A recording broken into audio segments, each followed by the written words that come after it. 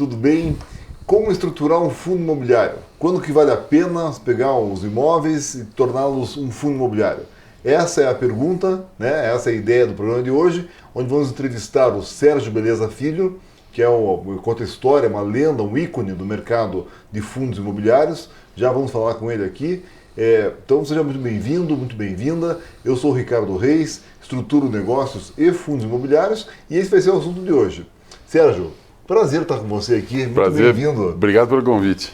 O Sérgio, a maioria das pessoas que conhecem fundo imobiliário conhece muito bem você, dos imóveis, que é o nosso programa aqui. Talvez alguns não conheçam ainda, Sérgio, mas tem uma história longa do fundo imobiliário, né? Você é um corretor de longa data já na Bolsa de Valores e começou com fundos, começou junto com o começo do fundo aí na prática, né? Na verdade o que aconteceu foi o seguinte, eu trabalho no mercado de capitais desde 1972. Comecei na Bolsa de Valores quando ainda havia pregão, aquela coisa histórica. Havia o pregão, não havia nem computador no pregão, para você ter uma ideia, nessa época. E era tudo quadro de giz e papelzinho anotado com carbono e tal. Então eu comecei no mercado, na intermediação de negócios, no mercado de capitais em renda variável. Sempre trabalhei em renda variável, nunca trabalhei com renda fixa. E fiquei nesse negócio de ações até o final da década de 70. Passei um ano pelo Banco Comercial, no grupo que eu trabalhava, que era o Banco Auxiliar. Não gostei de trabalhar em banco, não era a minha praia. Aí fui convidado pelo banco para montar a corretora de mercadorias. Foi a primeira corretora de commodities de banco no Brasil. Fora o Banespa, que tinha uma operação com a Merrill Lynch para operar em Chicago, mas no mercado local não tinha ninguém.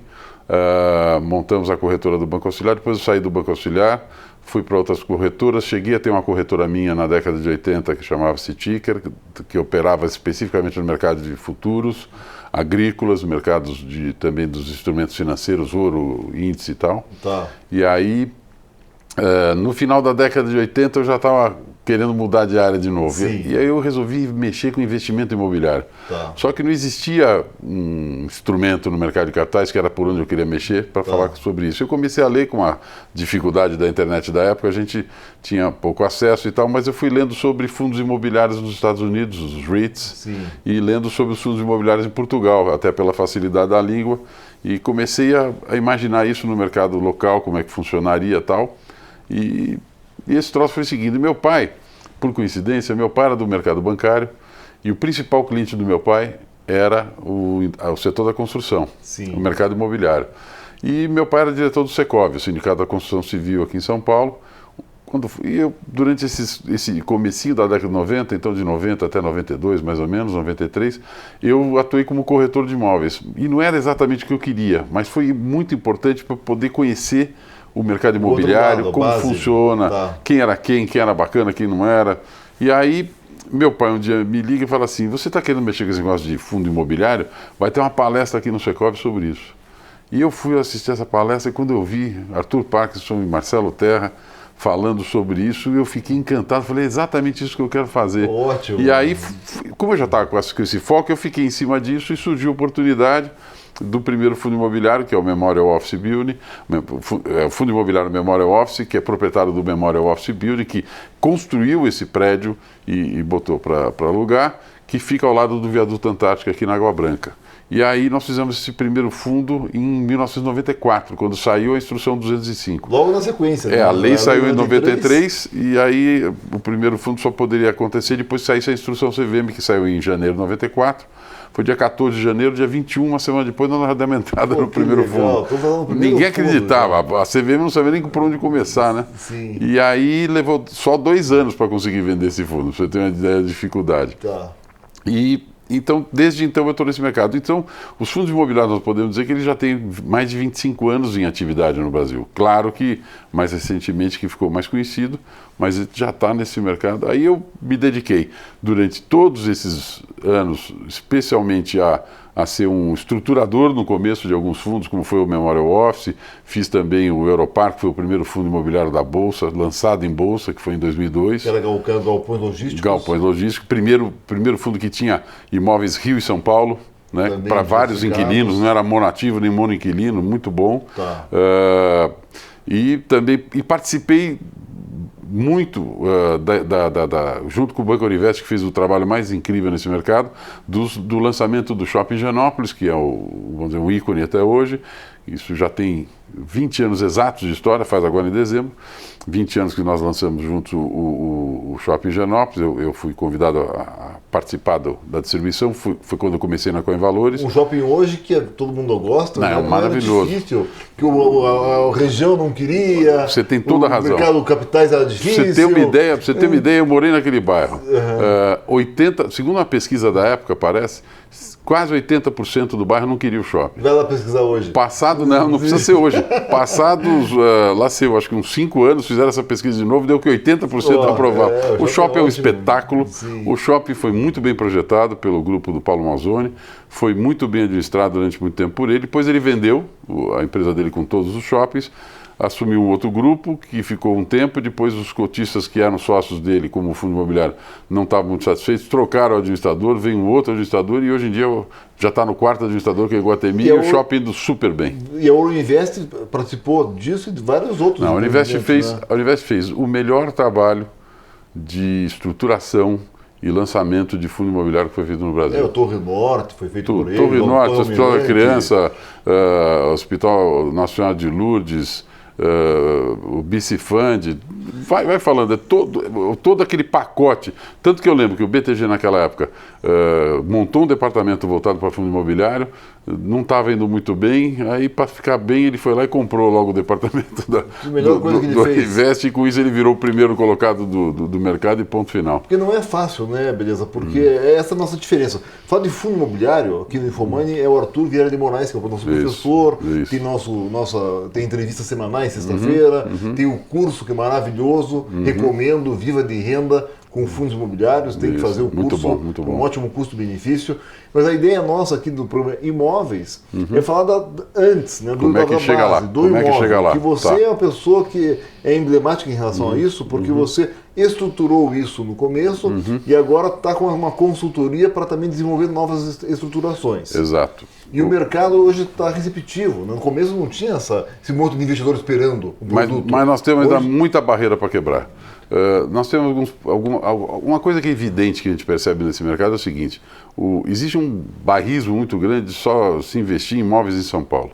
Obviamente que no mercado, por exemplo, de galpão logístico, galpão industrial, você tem que sair fora de São Paulo. Sim. Aí tudo bem. Mas não é tão simples assim, não é muito fácil. Eu tenho um exemplo muito claro para dar. Em 2011, eu vou contar a história de um empreendimento imobiliário sensacional chamado Perini Business Park. Joinville. Fica em Joinville. É um caso inédito também. Começou com os condomínios de logística que não eram tão comuns. Então, ele numa cidade com um potencial muito grande, o Grupo Perini é um grupo italiano, montou sua fábrica num outro local da cidade e foi comprado no mundo inteiro de repente.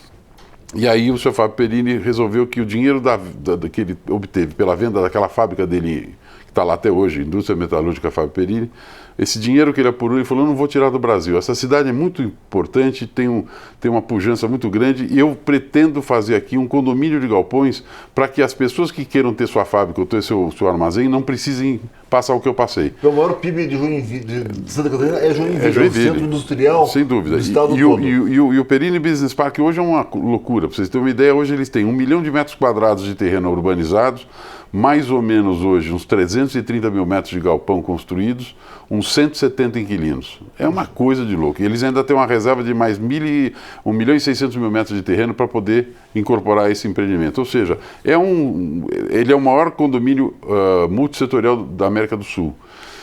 Mas começou então, no começo da década de 2000, como um fundo imobiliário que foi constituído lá fora de investidores estrangeiros, chamado Andrômeda, e esse Andrômeda construiu primeiro uma fábrica, que é a Perville, que é uma construtora, na verdade, que produz dentro das suas instalações os elementos com os quais eles fazem os galpões, e começou a construir galpões meio no risco e tal, para começar a primeira fase.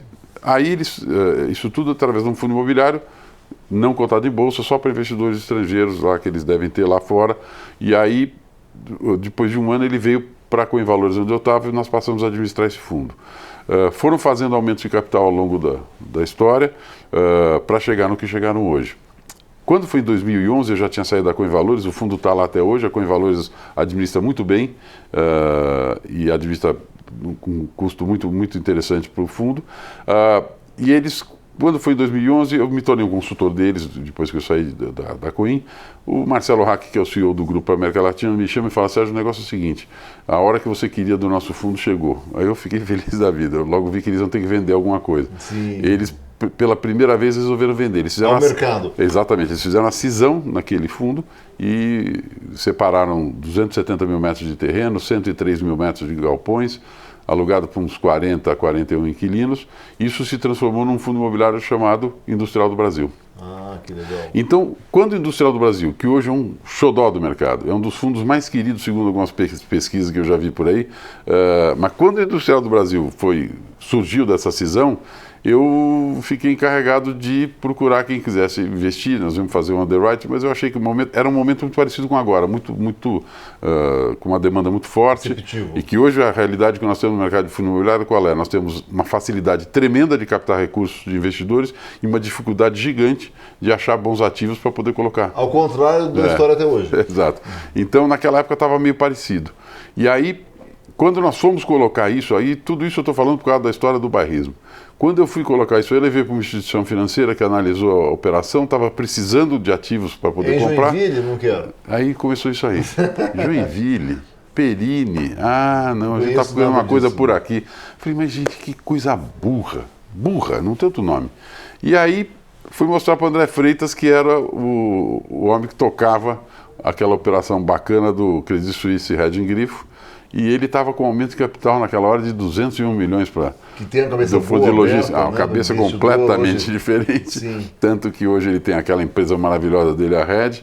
E aí ele se interessou, ele quis comprar o fundo inteiro, a parte inteira do industrial. Eu falei, não, o senhor Fábio só quer vender 40% e eu não vou vender os 40% para você, nós vamos vender 30% porque eu preciso vender um pouco para o mercado. Claro. Então, para você ter uma ideia como esse bairrismo a gente tem que quebrar, o Industrial do Brasil hoje tem 14 mil investidores.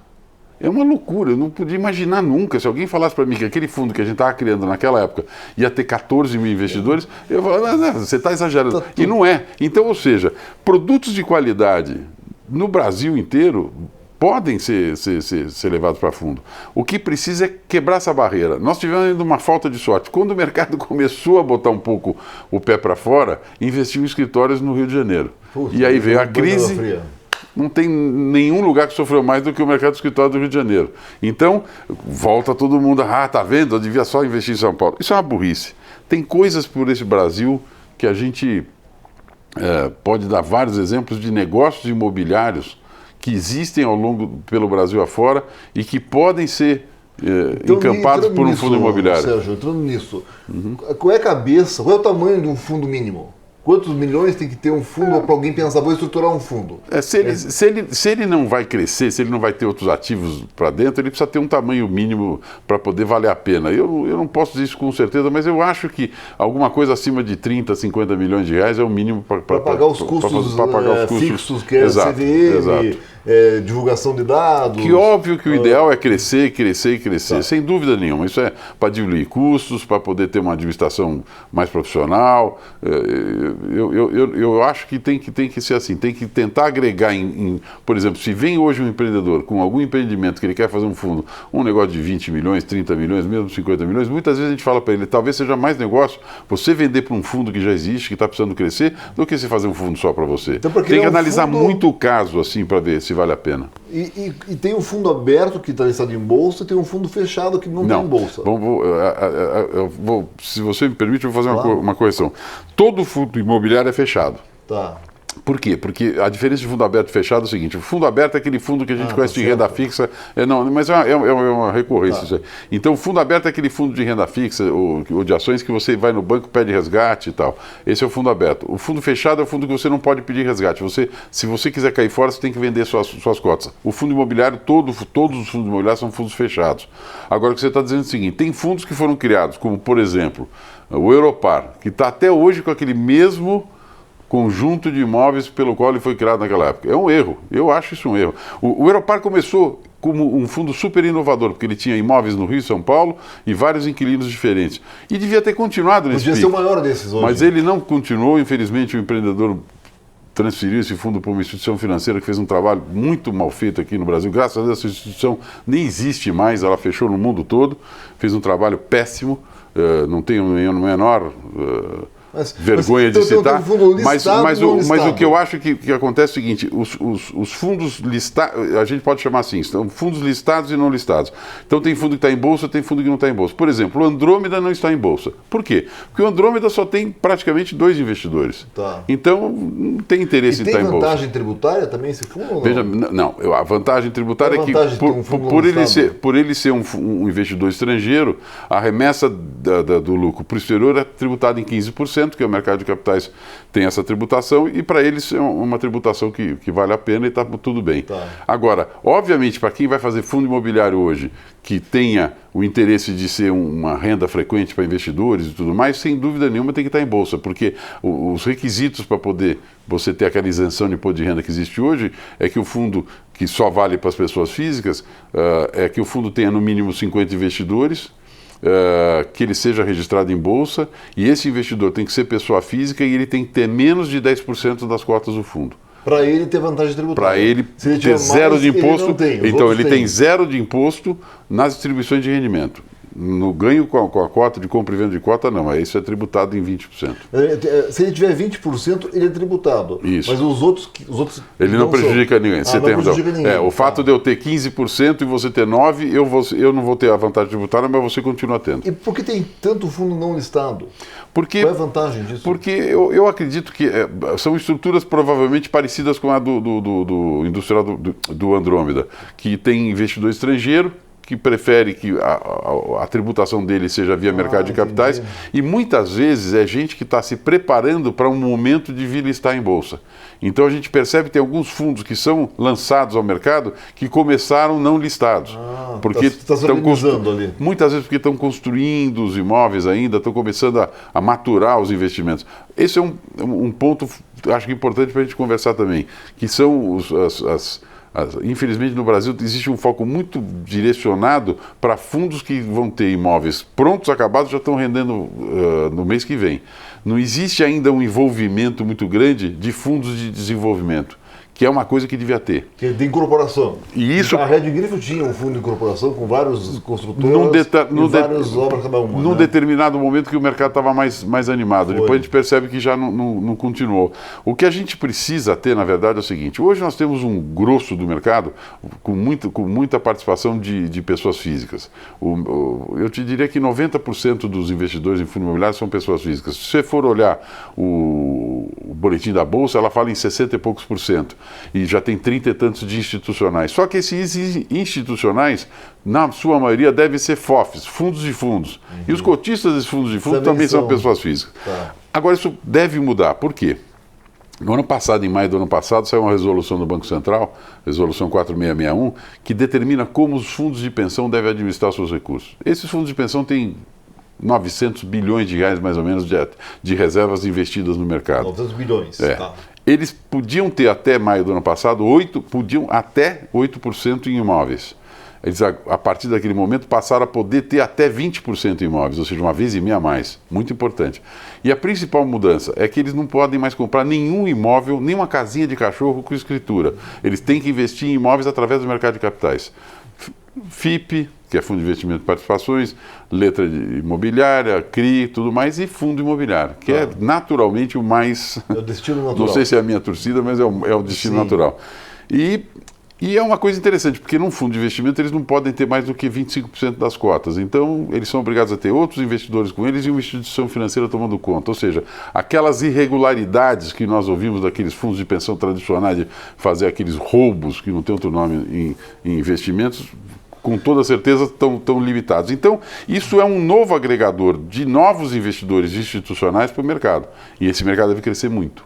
Então vai crescer e vai profissionalizar. Sem dúvida. O horizonte é esse. Sem dúvida. Agora vamos pensar em... E isso pode permitir que fundos de desenvolvimento possam acontecer. Porque o investidor institucional, que é um fundo de pensão, um family office, um investidor estrangeiro de grande porte, ele não tem necessidade de comprar um imóvel pronto, acabado, gerando renda. Aliás, ele não quer ganhar 0,5% ao mês, ele quer ganhar 25% ao ano.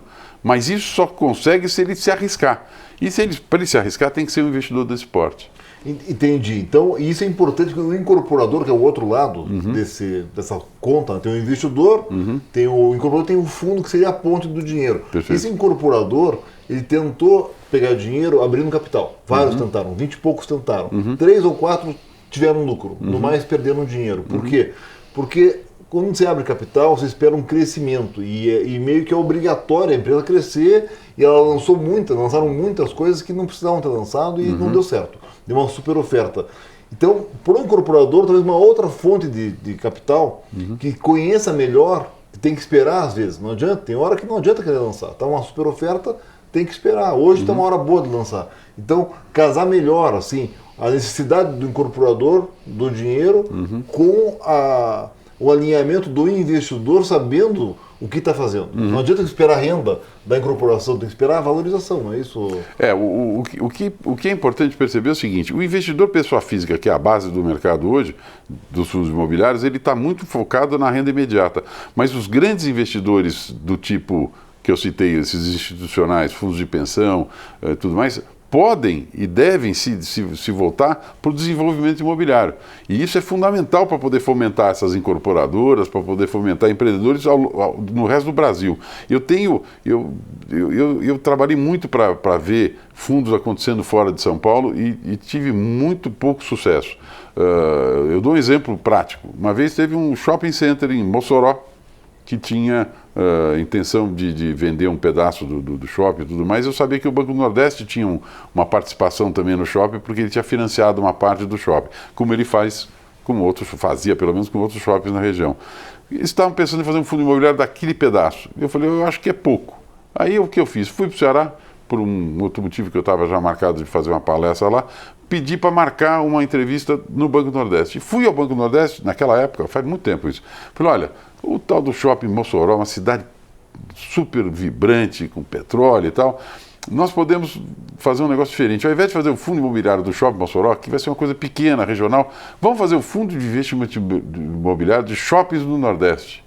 Vamos fazer uma ideia, sabe, assim, mais abrangente. Então vamos pegar todos os shoppings que vocês têm, que vocês podem ter ainda participação em financiamentos e tal, vamos tentar colocar isso dentro. Uma partezinha que seja. Exatamente, para poder criar um fundo maior, para envolver investidores do Nordeste inteiro, talvez atrair investidores do Sul, e com isso a gente ter um fomento muito grande desses empresários de shopping que você está dando um pouco de liquidez, para que eles possam fazer mais e se arriscar a fazer mais. A conversa não passou do primeiro dia. Nunca mais me procuraram. Ou seja, não existe até por parte deles, você veja que esse problema foi um problema lá em Fortaleza, lá no Banco do Nordeste, o pessoal não se animou, entendeu? Eu acho que é esse tipo de estrutura que a gente tem que começar a quebrar. Porque, vou dar um exemplo também do Ceará, que pouca gente conhece. Existe um fundo imobiliário, isso pode ser uma surpresa para muita gente, existe um fundo imobiliário que foi idealizado por uma construtora de Fortaleza, em que foram reunidos, se eu não me engano, 7 RPPS. RPPS são os regimes próprios de previdência social, são os fundos de pensão dos funcionários municipais. Todo município tem que ter o seu fundo de pensão. E esse fundo de pensão se chama RPPS. Muito bem. Eles fizeram um ganha-ganha, uma operação linda, que é o seguinte: esses 7 RPPS se uniram num fundo imobiliário que tem por objetivo único construir Minha Casa Minha Vida. Vender para quem? Para funcionário municipal. Se sobrar, vende para quem quiser comprar. Então, é o tipo de operação que é um instrumento que congrega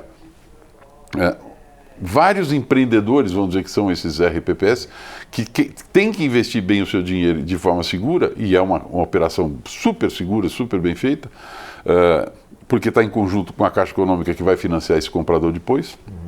Eles se arriscam, vamos dizer, eles investem comprando terreno, eles fazem as casas, a construtora que teve a ideia quem constrói tudo isso, e depois eles vendem para os funcionários municipais que vão pegar financiamento na Caixa. Uma operação redondinha, bonitinha. Tem dinheiro para executar e depois tem a ponta final para poder comprar com o banco financeiro. Isso, tem algum risco do mercado mudar, enfim. Mas é uma operação ganha-ganha, uma operação inteligente. Eu falo para o Pedro Klumbi, que é quem faz a gestão desse empreendimento, por isso que eu conheço isso aqui de São Paulo, eu falo, isso era uma operação para mostrar num congresso de RPPS, falar, olha o que vocês têm que fazer com isso. O Pedro é bom em novidades, loteamento, ele sempre está inventando uma coisa diferente. O Pedro é ótimo, né? Pedro...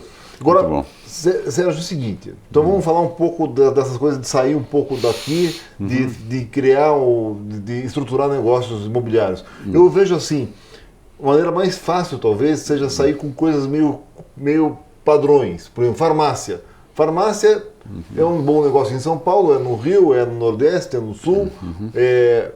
Fast food também são imóveis que estão bem localizados nas cidades como um todo. Quem conhece fast food é padronizado, tem uma ideia de como é que funciona. Supermercado, escola, concessionária, talvez seja sair daqui, pegar um padrão de imóvel e buscar esses imóveis no Brasil inteiro. O ponto que tem que lembrar é o seguinte, cada imóvel desse tem um valor, entre aspas, baixo em relação ao mercado. Então precisa ser blocos de empreendimentos desse tipo, tranches, isso aí que vale a pena. Tá. Porque depois que você conseguiu dar que você startou essa operação, você começa a pegar o pulverizado mais fácil.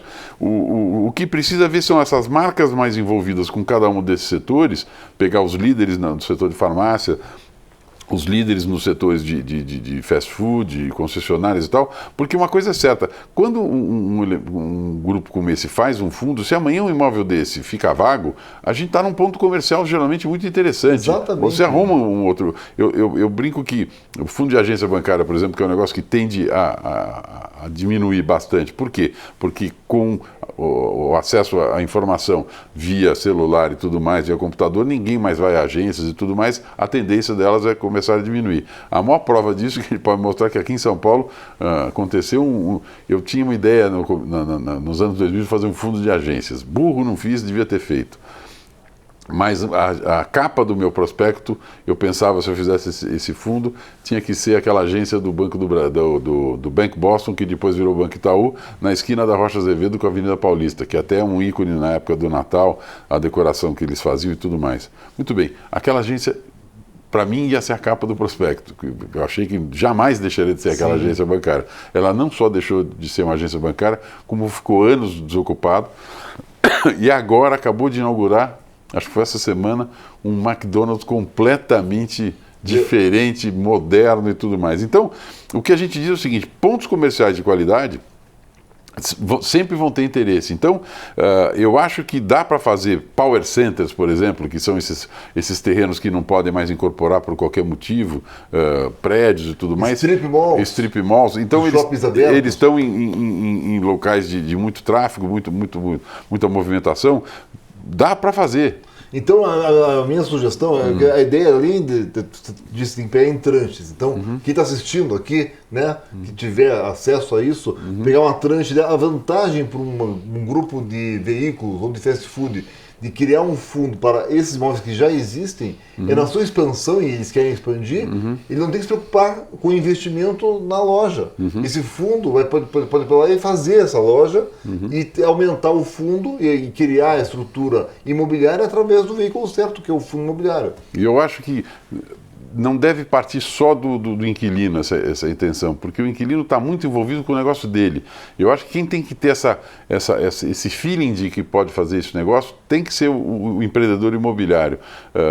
Não que tem que ser, mas é mais natural que seja dele, que ele possa começar a conversar com esses grandes players do mercado para começar a montar suas operações, porque as empresas de fast food, as empresas de quaisquer outros setores, estão muito preocupados com o negócio deles. Eles, óbvio que precisam da localização, mas se tiver alguém que possa vir e falar, olha, eu tenho um fundo para te amparar, vamos lá, o que você quer fazer? Faz um sale leaseback de uma parte, vende, dá para fazer de uma parte, cria um fundo, isso está começando a acontecer. E vai ampliar a sua rede com o dinheiro desse follow-on do fundo. E eu acho que uma coisa que vai influenciar muito isso, que eu procuro estar atento a isso, é essa tal vamos dizer assim, dessa nova onda que a gente está assistindo de startups, fintechs e aceleradoras e tudo mais. Eu acho que dentro desse universo, dessa meninada, dessa coisa vibrante que a gente está assistindo, mesmo dentro do Perini Business Park, por exemplo, um dos últimos lançamentos que teve lá é o do Agora Tech Park, que é um prédio que é só voltado para essa parte de inovação. E o gostoso desse empreendimento lá dentro do Perini é que ele fica exatamente do outro lado da rua do campus da Universidade Federal de Santa Catarina.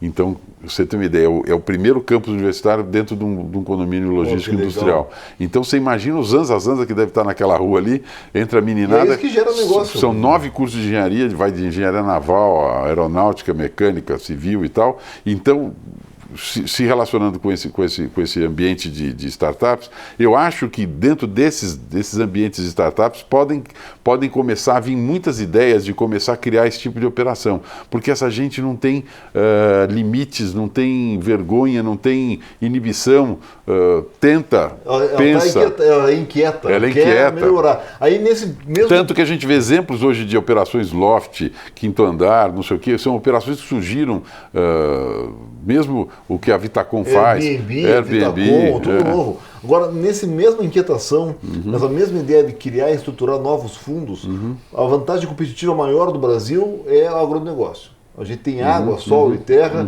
que produtividade maior que a maior parte do mundo todo. A gente produz alimento e carne, proteína para o mundo inteiro. E não tem um fundo nem para investir na fazenda, nem no silo.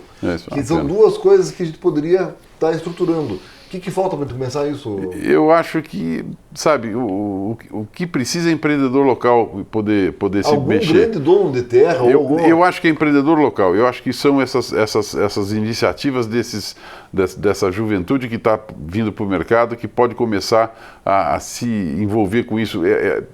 O que a gente precisa? Na academia, por exemplo, nós precisamos ter nas universidades, nas faculdades, gente que saiba o que esse mercado financeiro pode fazer. Então, eles têm que entender o que dá para fazer de integração entre esses mercados que eles estão tão fortes, tão pujantes, da agropecuária, de tudo, para poder envolver isso no mercado imobiliário, para ver o que dá para fazer junto, porque eu não sinto, por exemplo, uma universidade, uma faculdade no interior que está no local ali, mostrando isso para os seus alunos. Sabe um caminho não se fala de fundo imobiliário, não se fala de instrumentos do mercado de capitais, acho eu, para fomentar isso, porque a gente não sente essa demanda aqui. Eu vejo o seguinte, um caminho natural para isso seria as cooperativas. As cooperativas do Paraná, por exemplo, o Cocamar e outras, elas nasceram há 40 anos, não eram nada. Hoje são impérios, né? E é império do quê? De pequenos produtores que se juntaram e hoje em dia elas têm o domínio, né? A governança sobre isso tudo, e seria, assim como as concessionárias, os fast food, as farmácias, as grandes redes, uma cooperativa grande dessa podia pegar um pedacinho, né? E fazer o começo de um fundo imobiliário de agronegócio, né? Seja de soja, seja de trigo.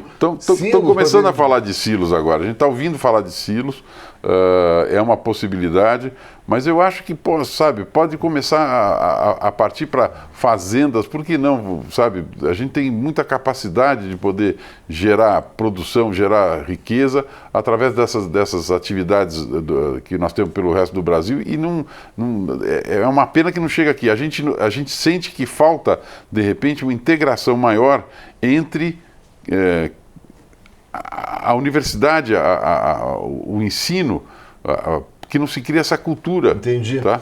Então, quase fechando aqui, tem um ponto que eu acho que é importante a gente colocar. A gente conversou num dos eventos que teve sobre fundo imobiliário, eu levantei a questão de criar uma associação dos fundos imobiliários, como tem a NAIREIT nos Estados Unidos.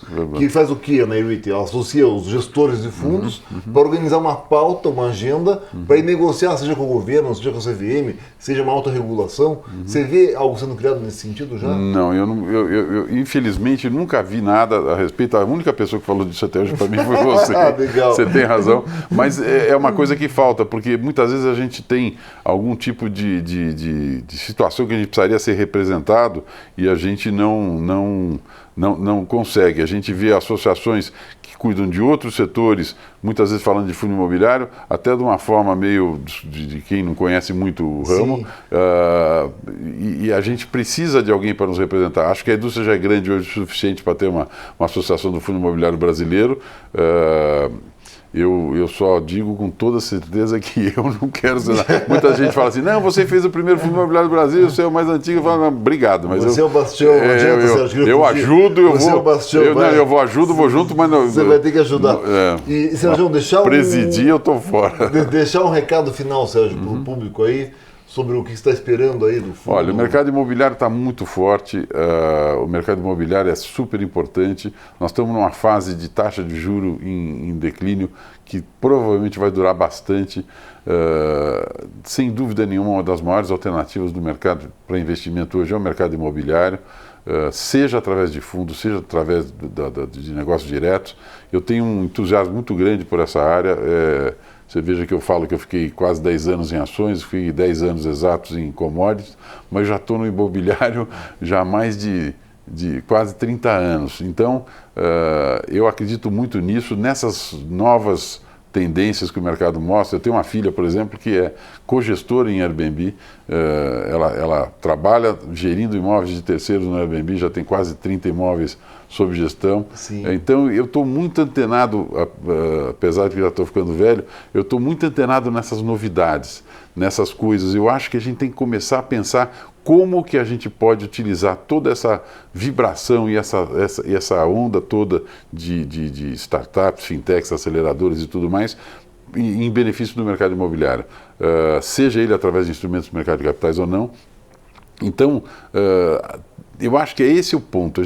Quando eu vejo essas Quinto Andar, que é uma empresa que trabalha com locações... Já unicórnio, já? Exatamente. Quando a gente vê essas loft e tal, me dá uma sensação de que esse é um caminho importante a pensar. Legal, Sérgio. Eu queria agradecer demais. Imagina, Você é uma prazer. pessoa que está sempre disponível ao mercado. Eu lembro quando a primeira pessoa que eu fui falar de fundo imobiliário há mais de 20 anos atrás foi você, lá no centro de São Paulo. Foi. Você me recebeu de portas abertas, como me recebeu no teu convite que eu fiz para você vir aqui prontamente. Prazer. As pessoas gostam muito de você no mercado. Que bom. Você, apesar de ter uma certa experiência já, tem uma juventude aí, um brilho nos olhos quando Tomara. fala de fundo. Que bom, que bom. Vamos aproveitar muito ainda toda a tua experiência e talvez estruturar novos fundos como esse de agronegócio, ou fora de São Paulo, ou em São Paulo, o que for. E deixando de presente para você, tem o nosso curso que chama Lucre com Imóveis aqui no Infomoney, e é a base desse livro.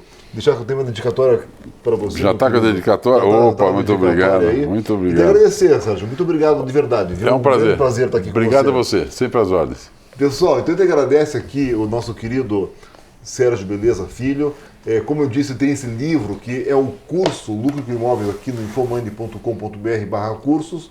Tem o e-book gratuito que você baixa também no Infomoney. Caso queira o livro tradicional que muitos preferem, entra no Amazon, tá lá. Tem nosso MBA no Estate que estamos estruturando junto com o IBMEC. Tem inscrições aí ainda com um prazo curto para poder ser feito. Aproveitem. Eu te agradeço demais a presença de vocês e deixamos um convite para continuar na próxima semana, tá bom? Grande abraço, uma ótima semana para você.